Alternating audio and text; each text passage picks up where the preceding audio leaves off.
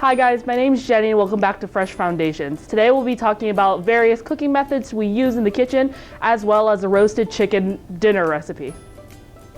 So the first cooking methods that we're going to be talking about today is sautéing, pan frying, and deep frying. So sauté literally means to jump in French. So you're going to put a little bit of oil in our pan. In this case, we're just going to be using water to simulate oil, but you're going to put a little bit of oil in there, and whatever vegetables you have, you're going to be doing the sautéing or jumping in French, but it's all in the wrist movement. So when you hold your pan, make sure you have a little gripper on this or use a towel to hold it because I don't want you to burn your hands because I've done it way too many times. So usually I like to have all my vegetables like down, and then with my wrists, I'm going to move it back up kind of towards me, making sure the vegetables stay in the pan like that. Obviously, it would be hot, things wouldn't be jumping around like this so much, but it's all on the wrist, so keep practicing.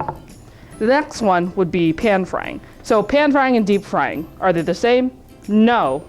Whoever told you that, don't listen to them. So pan frying, you're gonna use just a little bit of oil, or oil in this. So once this gets hot, you're gonna place whatever you have in there, and it's just gonna make a nice sear on them. When you deep fry, you completely submerge whatever you have in oil. Obviously this would be filled more and I wouldn't use such a big piece, but it would be deep fried versus pan fried. Pretty self-explanatory.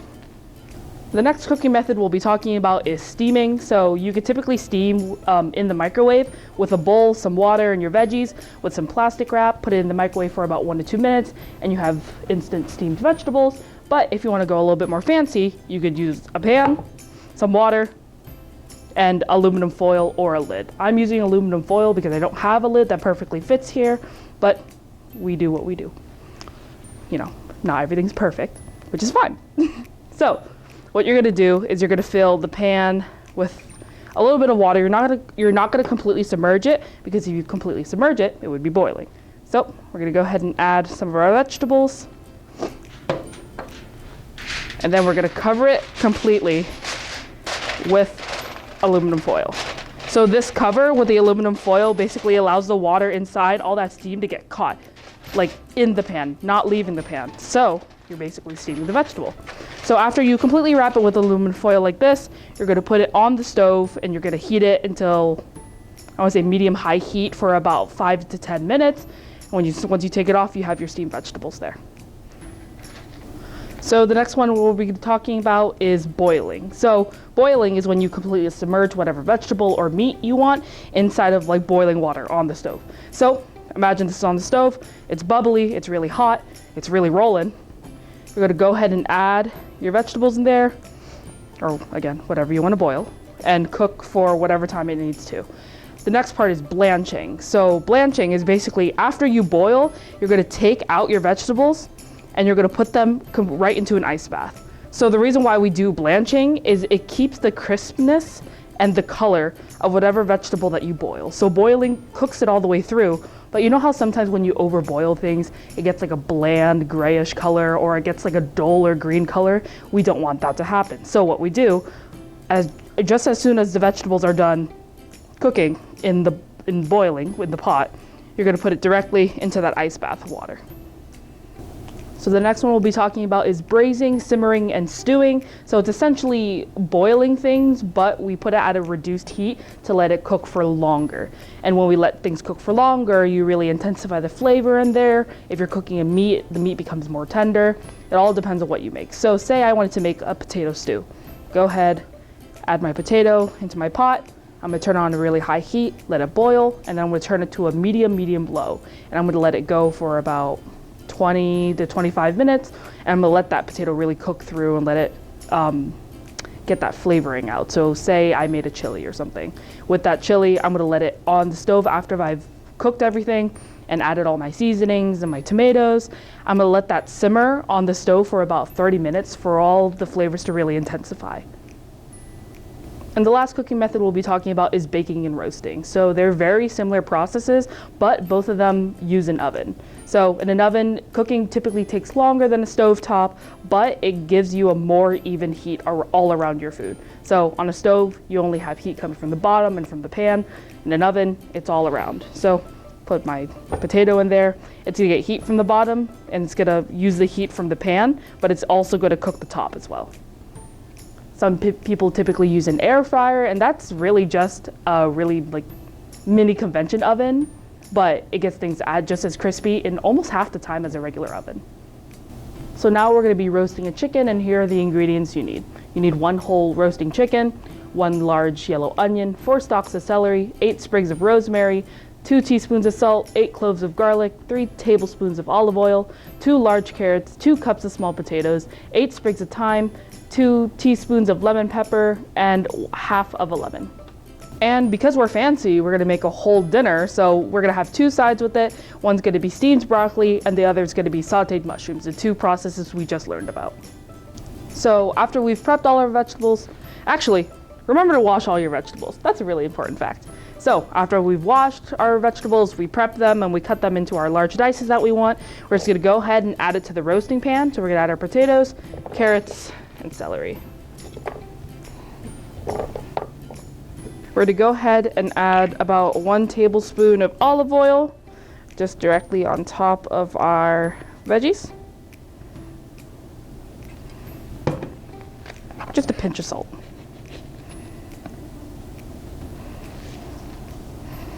And we're gonna use our hands, and we're literally just gonna toss them all together so every piece of vegetable gets a piece of love. Don't be afraid to get dirty. They're just vegetables. All right. Now that that's done, we're gonna go wash our hands. So now we're gonna go ahead and prep our chicken. I'm gonna use my knife, cut it open. So whenever I use a whole chicken like this, I get a whole chicken because it's way cheaper than buying chicken parts. So you know when you go to Publix or something, when you buy chicken breasts, it's gonna be, say, $11 or $12 for 4 breasts. I got this whole chicken for about $5. What a great steal, huh? So we're gonna take it out of the bag and instantly dispose of this stuff. All right, so now we have our chicken. Now when we open up our chicken, we're gonna be looking at its cavity right here. And then sometimes in the cavity, there's gonna be what we call giblets. So it's basically miscellaneous things in the chicken that we actually don't want. So in the chicken, we have to get really in detail here, but we're gonna stick our hand in the chicken and grab the giblets out.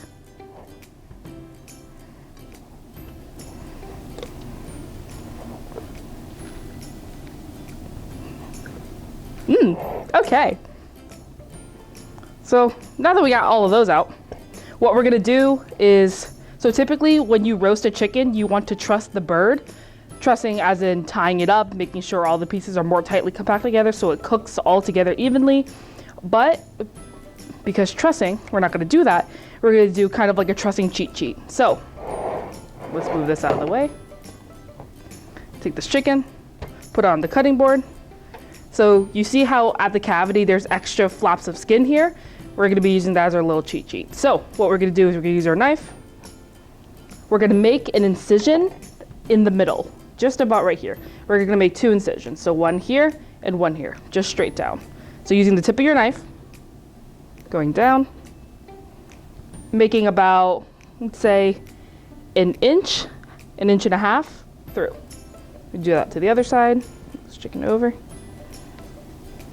All right. So what we're gonna do with this, we're gonna take the leg and we're actually gonna put it through this hole right here. So, we're gonna have to make this a little bit bigger. We're gonna put it through just because it holds the leg a little bit closer to the chicken, so when it cooks in the oven, it's gonna cook more evenly. This part's not gonna cook faster than this part. That's exactly what we want. So do the same thing with this side, and it holds it a little bit better together. So using our half a lemon, we're gonna stick it right up into the chicken's cavity. So go ahead and put it in there.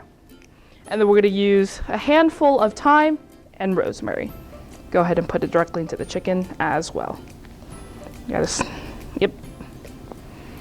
And then we have our cloves of garlic. All of those directly into the chicken as well. And when this cooks out, it's gonna roast and it's gonna give the chicken a great flavor.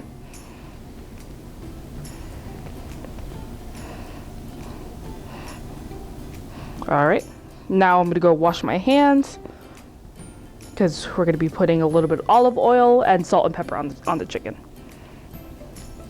Now that we have everything stuffed in our chicken, we're gonna take our olive oil. I'm just gonna pour some on top, just a little bit. And we're gonna really rub that throughout the chicken. So when I work with raw meats like this, I like to keep one hand for the raw meat and the other hand for like me seasoning things. So, because if I use both of my hands on the chicken, then I have to wash it constantly. So instead of using both hands on this, it's just a little trick just to keep things a little bit more sanitary. So now that I poured olive oil on this chicken and rubbed it in, I'm gonna go ahead and grab our salt, sprinkle some onto the chicken.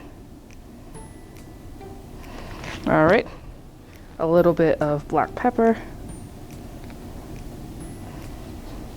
And then I'm gonna add a little bit of lemon pepper. All right, and really make sure every part of this gets seasoning. All right, and what I'm gonna do, I'm gonna take it and do it for the other side as well.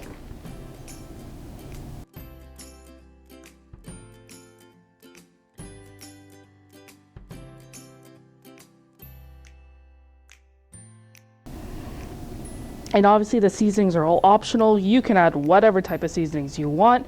I'm just using these simple seasonings because we're actually gonna be using all this chicken in other recipes. So there we have that. We're gonna take our roasting pan and we're gonna put the chicken directly on top of the bed of vegetables. You might want to move the vegetables around somewhere because you don't want it that high up. There we go.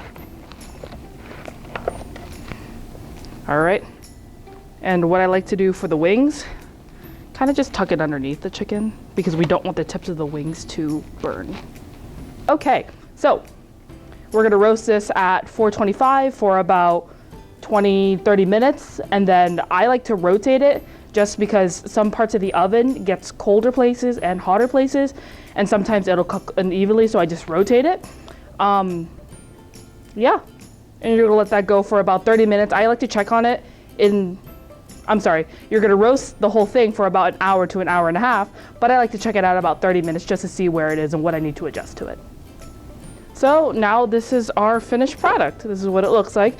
So now what I'm gonna be teaching you is how to split up the chicken and all the different parts of the chicken. So with that, after this was done cooking, I actually let it sit for about 10 to 15 minutes, just because if you cut into it like right away, all the juices are gonna lose. So I let it sit for about 10, 15 minutes for all the juices to stay intact, and then I'm gonna go ahead and carve it. So what we're gonna do, we're gonna take our knife, we're actually gonna unhook these parts right here that we did our little freestyle trussing with. Really hooked onto there. All right. So here we have our breast, our wings, our drumsticks, and then the thighs. So what we're gonna do is we're gonna take our knife, but we're gonna go ahead and cut down at this right here. It's gonna be right above the drumstick. Go down, cut straight down.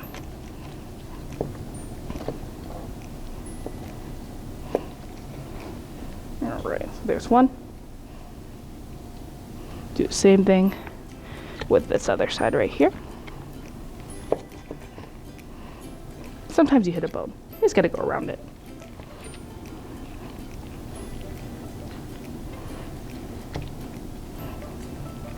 Right.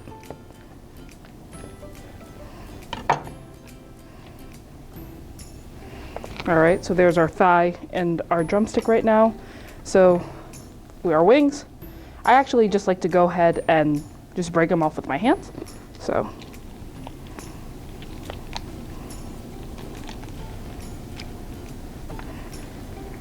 here's one. This part's really messy.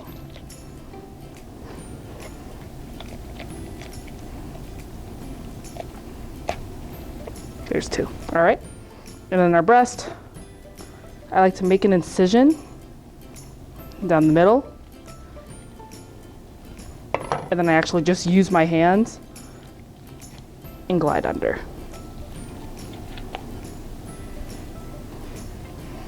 All right. And right here, there's a bone right here, so on the other side.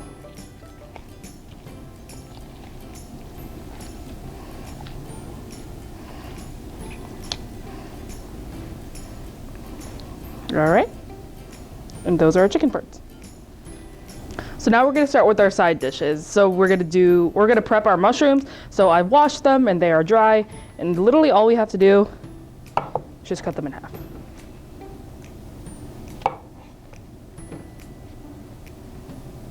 So now that we prepped our mushrooms, we're just gonna go ahead and quickly steam our broccoli.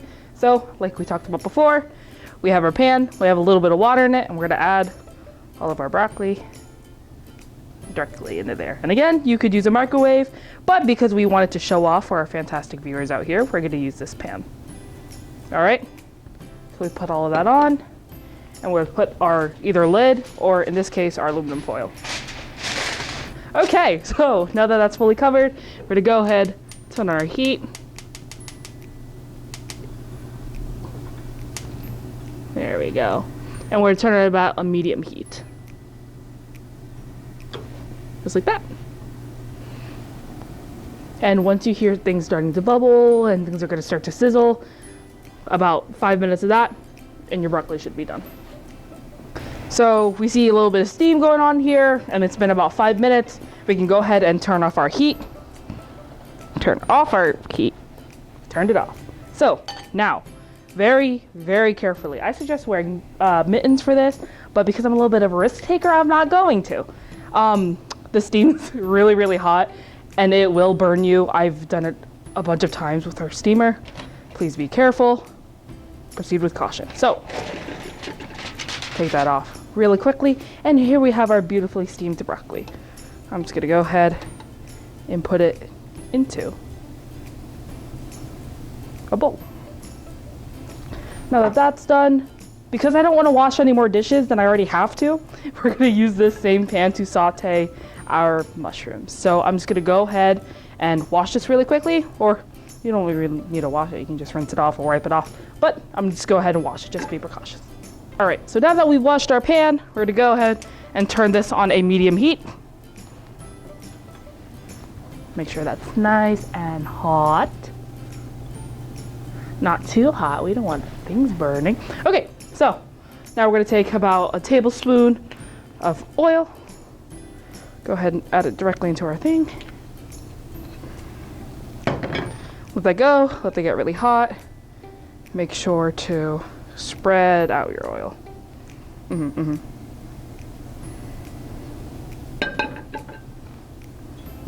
Warm. Okay, so once that's getting hot, you know when it's really hot when your oil starts running really, really quickly. So before, when you like put it in a cold pan, the oil kind of like droops. But when it gets really, really hot, it's gonna go around like this when you move the pan around. So right now it's getting there. It's almost there. And because I'm using olive oil has a really high smoking point. So if it gets really, really hot, like too hot, then you're gonna see the pan start smoking. And you might set off your fire alarm, but that's okay. Because you got this under control. Because you're a great chef. So now that that's hot, we're gonna go ahead and add our mushrooms. All right, so now these are going. I'm gonna go ahead and add about half a teaspoon of salt, and then half a teaspoon of black pepper. All right, and remember, saute means to jump, so we're gonna use our wrist, and we're gonna do that motion again. So I like to move it around in circles. You're gonna hold it firmly grip the pan because I've had the pan slip out of my hands before. And then we're just gonna do that. All right. So I like to do this every few minutes just to make sure nothing sticks to the bottom or burns directly to the bottom. All right, so this is what our finished sauteed mushroom should look like. It has a beautiful golden brown crust on it, nice and cooked through. So what we're gonna do is we're gonna take our bowl, our tongs, and just place them out.